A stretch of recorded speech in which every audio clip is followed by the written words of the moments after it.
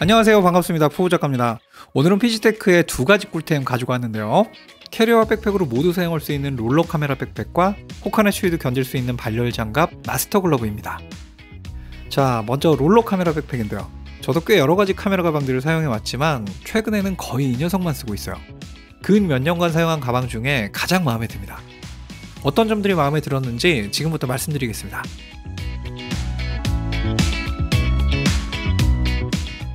우선 캐리어와 백팩 간 전환이 굉장히 간단합니다. 이렇게 캐리어를 끌다가 계단을 만났다. 먼저 뒤쪽 지퍼 열어주시고 이렇게 한번 접으면 여기 고리 보이죠? 네, 이거를 아래쪽에 걸어주세요. 네, 그리고 어깨 스트랩 이렇게 꺼내주시면 끝입니다. 이 상태에서 그냥 백팩처럼 매시고 계단 오르시면 돼요. 그리고 다 오르셨으면 스트랩 다시 넣어주시고요. 위쪽 핸들 꺼내서 네, 다시 캐리어로 밀어주시면 됩니다. 진짜 심플하죠? 나는 아예 바퀴를 분리해서 백팩으로만 쓰겠다 하실 때는 바퀴를 이렇게 분리해서 제공된 파우치에 넣으셔도 됩니다. 또 여기 보시면 숨겨진 포켓 두 개가 있는데요. 이건 백팩 사용 시 바퀴의 이물질이 옷에 묻지 않도록 이렇게 네, 바퀴를 가려주는 역할을 합니다. 요거 참 좋은 아이디어네요. 보통 이렇게 듀얼 모드 가방들은 두 가지 기능을 다 때려 넣다 보니까 착용감이 별로인 경우가 많아요. 근데 이 녀석은 허리 받침에 가슴 스트랩까지 있어서 무게 분산력이 좋습니다. 또 어깨 스트랩도 꽤 두툼해서 착용감이 생각보다 굉장히 좋았습니다. 물론 일반 백팩에 비해 덩치가 크기 때문에 디자인적으로 이쁜 느낌은 아니에요. 하지만 저 같은 경우 이 가방 쓰면서 캐리어 사용 비율이 훨씬 높았기 때문에 이 정도면 충분히 만족스러웠습니다.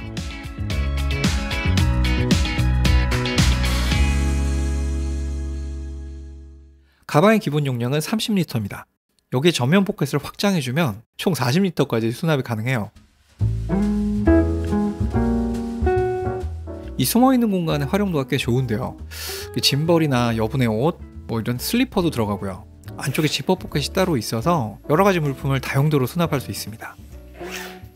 자, 이제 메인 스페이스 한번 보겠습니다. 일단 파티션 시스템이라 원하는 대로 다양하게 꾸며서 수납할 수 있고요. 깊이가 꽤 깊어서 70-200 같이 큰 렌즈만 아니라면 웬만한 렌즈들은 세로로 다 들어갑니다. 바닥과 사이즈 모두 꽤 푹신하게 제작됐고 파티션들도 굉장히 짱짱해요. 당연한 얘기지만 가지고 다니면서 제품들이 빠지거나 밀리거나 한 경우는 한 번도 없었습니다. 또 일반 듀얼 모드 가방들과 다르게 핸들이 굉장히 길죠. 네, 와이드 핸들 디자인이에요. 이게 일반 캐리어처럼 중간에 핸들이 있으면 가방 바닥이 울퉁불퉁해지죠. 이렇게 되면 아무래도 안정적인 수납에 방해가 될 수 있어요. 제품과 핸들이 부딪힐 수도 있고요. 하지만 이 녀석은 와이드 핸들로 제작되어서 수납 공간을 온전히 다 평평하게 사용할 수 있습니다. 그 외에도 여기저기 수납 공간이 굉장히 많은데요. 자, 먼저 전면에 지퍼 포켓 있고요. 내부 노트북 수납 공간 2개 있고요. 사이드에 삼각대 포켓 수납, 네, 요거는 이렇게 사선으로 삼각대를 고정할 수 있습니다. 또 반대편에는 분리 가능한 오거나이저가 있는데요. 요 가방도 꽤 고급스럽습니다. 자, 요거 열어보면 네, 포켓이 굉장히 많죠. 먼저 여기에도 앞쪽과 내부에 지퍼 포켓 있고요. 여기 배터리나 SD카드, 케이블류들을 보관할 수 있습니다. 특히 배터리 같은 경우는 이렇게 네, 사용한 것과 새 것을 구분할 수 있게 해놨어요. 요런 디테일 너무 좋습니다.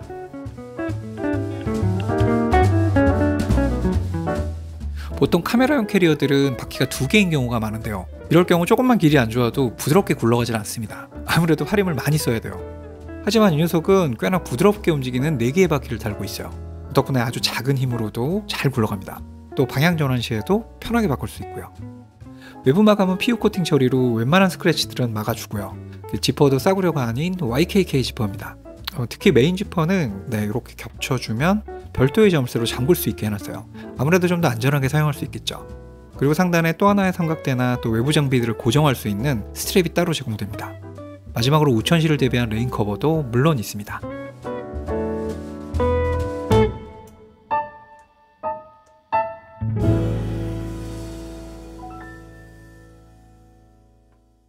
두 번째 소개해드릴 제품은 촬영용 발열 장갑입니다. 피지테크에는 여러가지 촬영 장갑이 있는데요. 그중 가장 상위 버전인 마스터 글러브입니다. 얼핏 보면 벙어리 장갑처럼 생겼죠? 네, 하지만 이렇게 앞쪽을 제껴주면 손가락이 나옵니다. 또 여기 손등에 자석이 있어서 네, 이렇게 고정할 수 있어요. 네, 손가락을 움직이는데 전혀 불편하지 않습니다. 여기서 좀 더 디테일한 조작을 해야겠다 하실 때는 네, 엄지, 검지, 중지 모두 이렇게 빼서 쓸 수 있습니다. 그리고 여기도 다 자석이 있어서 이런 식으로 접어두시면 덜렁거리지 않습니다. 카메라 컨트롤은 엄지와 검지 정도만 쓰셔도 충분하고요. 내가 드론 날려야겠다 하실 때는 중지까지 빼주시면 됩니다. 이렇게 촬영하시다가 다 끝났다, 이제 다음 스팟으로 이동한다 할 때는 네, 이렇게 다시 덮어주시면 됩니다.